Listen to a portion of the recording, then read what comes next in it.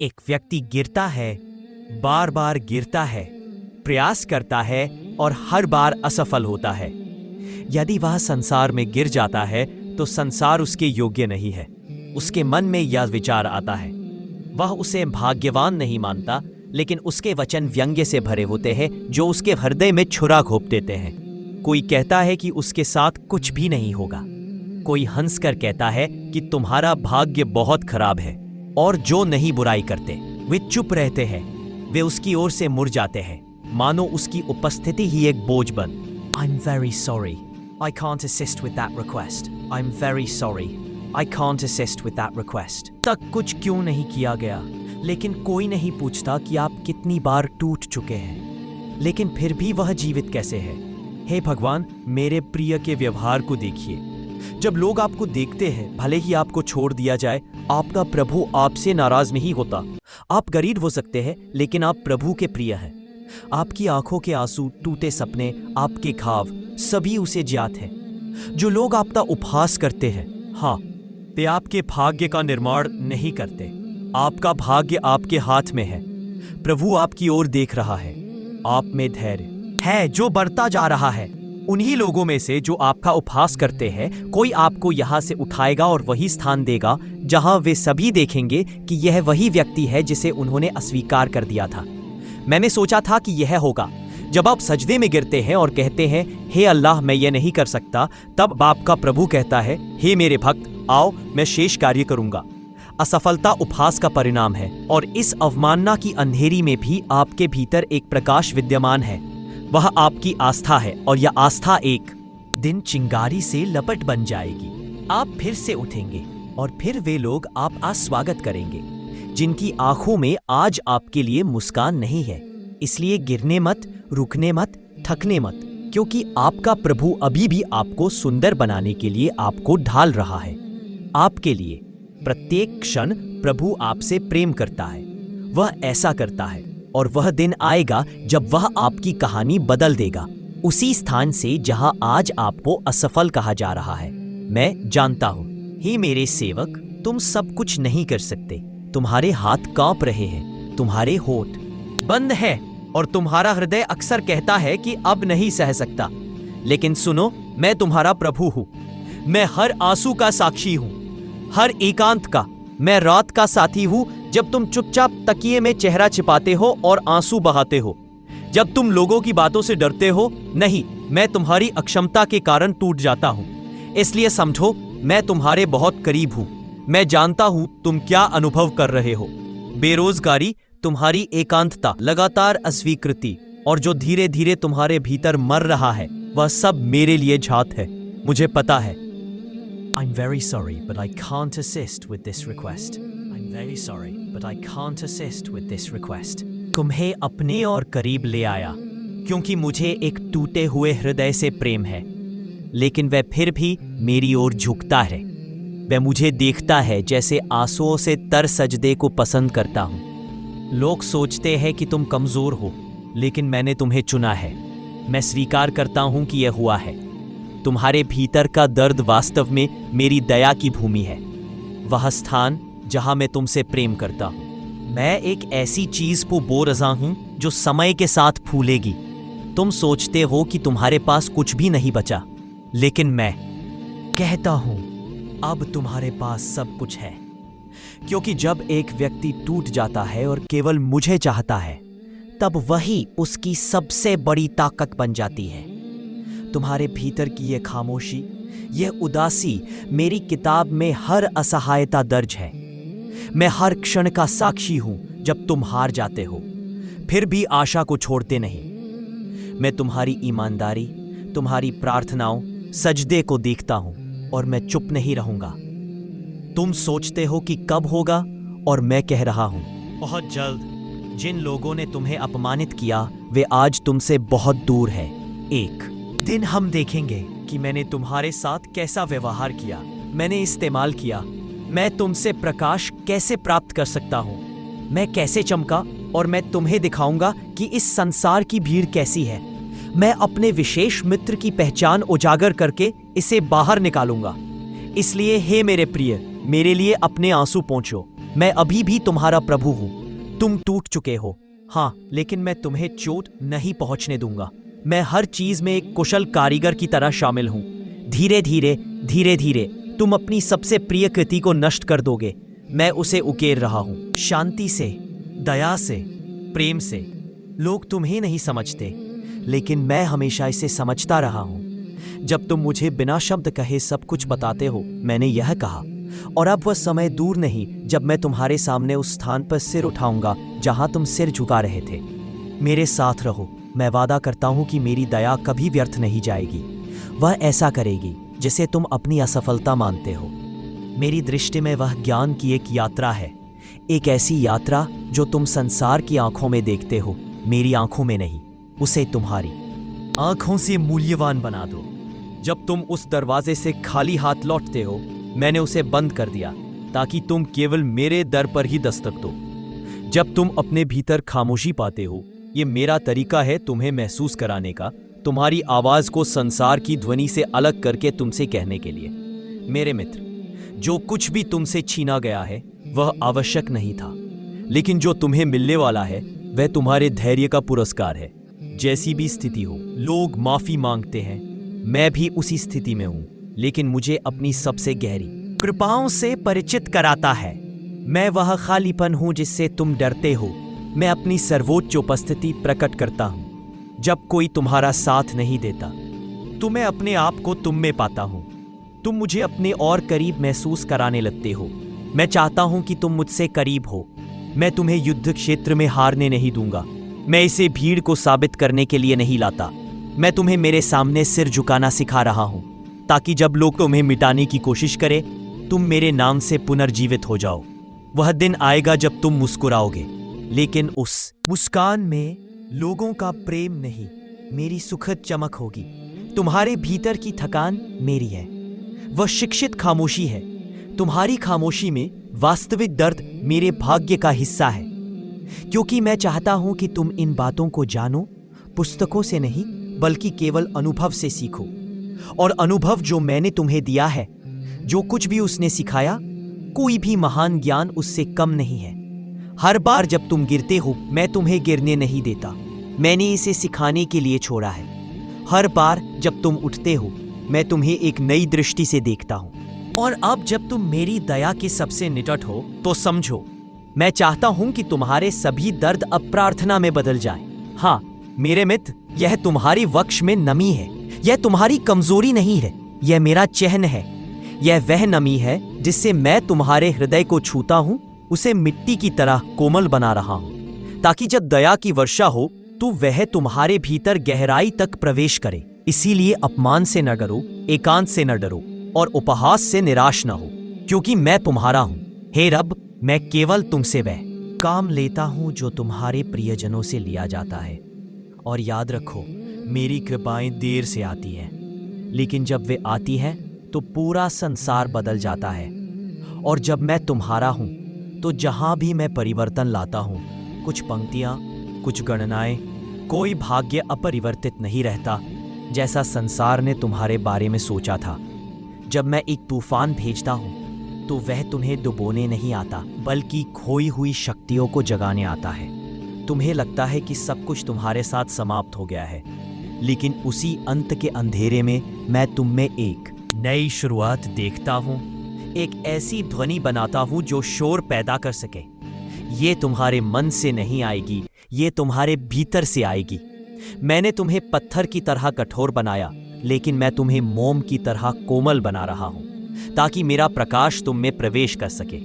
अब जब तुम मेरी ओर बढ़ रहे हो, तुम्हारे जीवन का हर क्षण मेरी दया के प्रकाश से तुम्हारे कदमों में होगा। जो कुछ तुम अपने भीतर भारी महसूस करते हो, हाँ, वास्तव में वह मेरा संदेश है। वह संदेश जिसे केवल वे समझ सकते हैं जिनके हृदय को मैंने पवित्र बनाया है। मैं केवल तुम्हारी प्रार्थना नहीं चाहता, मैं तुम्हारा प्रेम चाहता हूं। मैं एक संबंध चाहता हूं, एक ऐसा संबंध जो आंसू ला दे दुनिया से गहरा, खामोशी और एकांत से भी मजबूत, मुझसे भी मजबूत, जो तुम मुझे कहते हो। मैं तुमसे वादा करता हूं, कभी तुम्हें छोड़ूंगा नहीं। और ना ही उन्हें भूलूंगा जिन्हें मैंने अपनी सूची में शामिल किया है। तुम मेरी आंखों में हो। मैं एक माँ की आंखों में अपने बच्चे की तरह हूं। बच्चा सबसे कमजोर होता है। वह बहुत गिर चुका है, लेकिन जिसे मैं गले लगाना चाहता हूं, सबसे पहले उसे इसके लिए बुलाया जाना चाहिए। मैं जानता हूं कि तुम अब इतने डरे हुए हो कि फिर से सोचने से भी डरते हो। तुम्हारे सपने, अब मैं तुमसे सवाल पूछता हूं और रात तुम्हें उत्तर देगी। मैं नहीं देता, लेकिन उस रात के उत्तर को सुनो। तुम्हें वह उत्तर नहीं मिला जो मैंने तुम्हें दिया था। मैंने इसे दिन की पहली रोशनी में सुरक्षित रखा था। तुम्हें बस थकने मत, रुकने मत, विचलित न होने दो, क्योंकि विचलित होना तभी संभव है जब मैं तुम्हें लपेट कर किसी के नियंत्रण में ना आने दूं। मैं तुम्हें इस संसार की शर्तों पर नहीं जीने दूंगा। मैं तुम्हारे पीछे नहीं भागता। मैं तुम्हें अपने शेष जीवन का उपहार देता हूं। मैं तुम्हें उस नक्शे पर ले जाता हूं जहां केवल तुम ही देख सकते हो। आपका वास्तविक स्वरूप प्रकट हो। आप अब भी वैसे ही हैं। आप गरीबी को एक दुर्भाग्य मानते हैं। वास्तविकता यह है कि आप मेरे निकटतम होने का सबसे बड़ा प्रमाण यही है कि मैं अपने प्रियजनों को दुनिया के बारे में बताता हूं। मैं उसे प्रेम से नहीं, बल्कि अपने स्नेह से सजाता हूं। मैं हूं। जो कुछ भी आज से छीना गया है, उसमें कुछ भी नहीं है। नहीं, यही तो आपको मेरे पास लाया है। प्रत्येक शेष क्षण मेरी बुद्धि है। जब लोग आपकी ओर से मुंह मोड़ लेते हैं, तो यही उसका संकेत है। समझ गया? मैं इसी कारण आपको अकेला छोड़ देता हूं, ताकि आप केवल मुझे बुलाए, और जब आप बुलाए, मैं आपकी स्थिति नहीं, बल्कि आपके प्रत्येक शब्द हूं। मैं आपकी बात सुनता हूं। जिसे आप मूर्खता समझते हैं, मैं उसे जुनून कहता हूं। जिसे आप कमजोरी कहते हैं, हाँ, मैं उसे तजल्ली कहता हूं। और आप उसे अपनी सबसे बड़ी लाज कहते हैं। मैं इसे आपके लिए सर्वोत्तम प्रशिक्षण बना दूंगा। इस क्षण को, इस विराम को मेरी सबसे गहरी दया का क्षण मानिए। वह स्थान जहां मैं आपको दिखाऊंगा कि आप किसके लिए चाहते हैं। कौन नहीं रोता? वह किसके लिए और क्यों रोता है? मैं आपके लिए अपने आप को खो रहा हूं, और तब मैं आपका प्रभु बन जाता हूं। जब तक आप अपने आप को पूर्णतः नहीं देख लेते, मेरी ओर वापस मत आओ, क्योंकि जब आप, तब सारा ब्रह्मांड आपके लिए मेरा होगा। आप मेरी दया के पथ पर चलना शुरू करते हैं, और जब आप पूर्णतः, तब प्रत्येक खुला द्वार मेरा ही होता है। आपने मुझे कई वर्षों तक बंद देखा, लेकिन जब अनुमति दी जाती है तो वे स्वतः खुल जाते हैं। वह व्यक्ति जो आपको देखना भी नहीं चाहता था, उसकी आंखों में एक अजीब सी कोमलता है, क्योंकि अब आप वैसे नहीं रहे। आप मेरी रोशनी बन गए हैं। अब आप मेरी खामोशी है। यह आपकी कमजोरी नहीं है। मेरे द्वारा भेजा गया ये एक संरक्षण बन गया है। वे क्षण जब आप अकेले बैठे रहते थे, अब उन क्षणों में मैं उन्हें आपके हृदय में समा दूंगा। मैं आपकी भूख किसी पुस्तक में नहीं पा सका। अब आप बोझ नहीं, बल्कि मेरी। मेज पर आइए। ये आशीर्वाद की ओर पहला कदम है। आप खाली हैं। वह व्यक्ति अपने बटुए के साथ जी रहा था। अब वह मेरे हाथ में है, भरने के लिए तैयार है। मगर उससे पहले मैं चाहता हूं कि आप वास्तव में जान लें कि धन क्या है। जब आपका सिर दुनिया से ऊंचा हो, सिर न झुकाए और केवल मेरे हो जाए। केवल तब आपकी आध्यात्मिक यात्रा पूर्ण होगी जब आप उसके सामने झुकेंगे। ऐसा होता है, और फिर जो लोग आपके प्रति चिंतित थे, वे आपकी स्थिति से नहीं, बल्कि आपकी वास्तविकता से आपको पहचानने लगते हैं। वे उसे महसूस करने लगते हैं। लेकिन तब तक आप उनके थे। अब सब कुछ पहचान से परे हो गया है। समय आपको किसी प्रशंसा की आवश्यकता नहीं है। मैं ऐसा करूंगा। मैं किसी सराहना की लालसा नहीं करूंगा, क्योंकि तब तक आप जान लेंगे कि शांति मेरे निकट आ रही है। वह कहीं भी विद्यमान है, न कि लौकिक शिक्षा या अनुभव द्वारा। मैंने आपको लोगों के शब्दों से बचाया है, ताकि आप केवल मेरी आवाज सुन सकें। अब जब आप देखेंगे कि समान पथ कभी नहीं, वे धुंधले थे, अब स्पष्ट है, तब आप समझेंगे कि प्रकाश बाहर से नहीं, बल्कि आपके भीतर से आता है।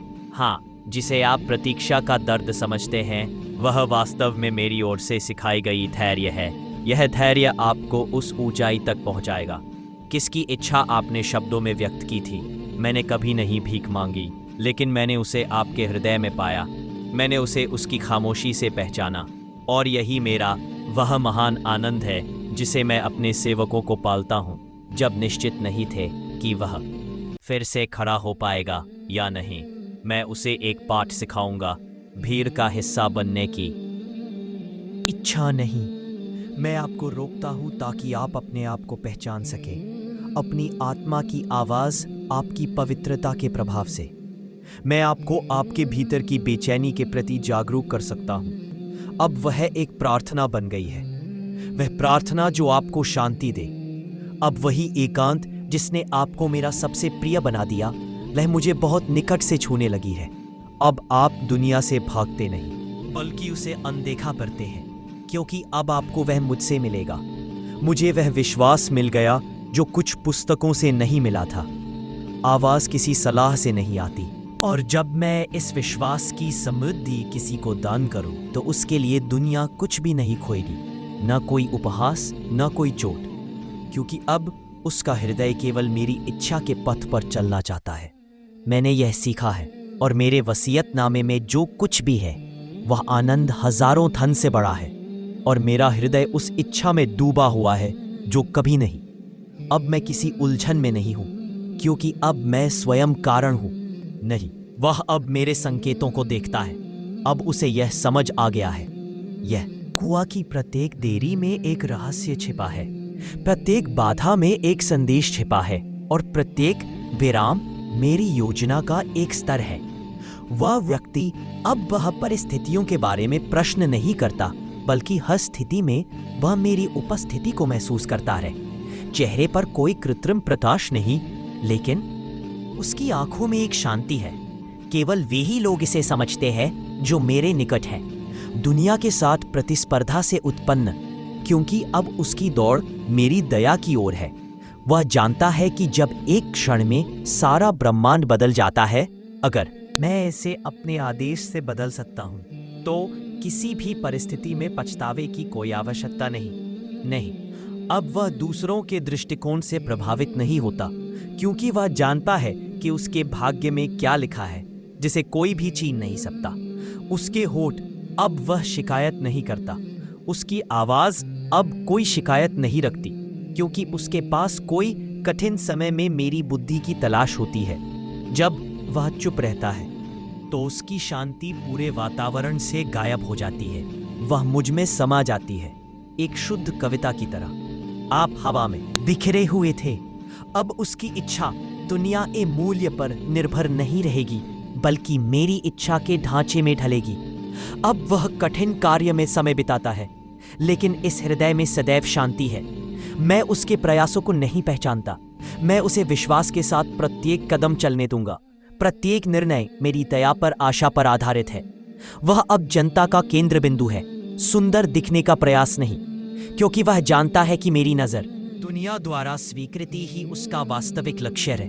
और जब कोई मेरा हो जाता है तो मैं इसके साथ ऐसा व्यवहार करता हूं, मैं उसे ऐसी समझ देता हूं जो उसे हर धोखे से बचाती है। वह भीड़ के बीच में भी अकेला रहता है, क्योंकि अब उसकी पहचान मेरे उल्लेख पर आधारित है। उसकी पहचान उसकी स्थिति नहीं, बल्कि एक संरक्षण बन गई है। उसकी सांसों में से एक आध्यात्मिक शीतलता जिसका दुनिया में कोई तुलना नहीं। वह आराम से नहीं आती, मैं उसकी प्रतीक्षा ऐसे ही करता हूं।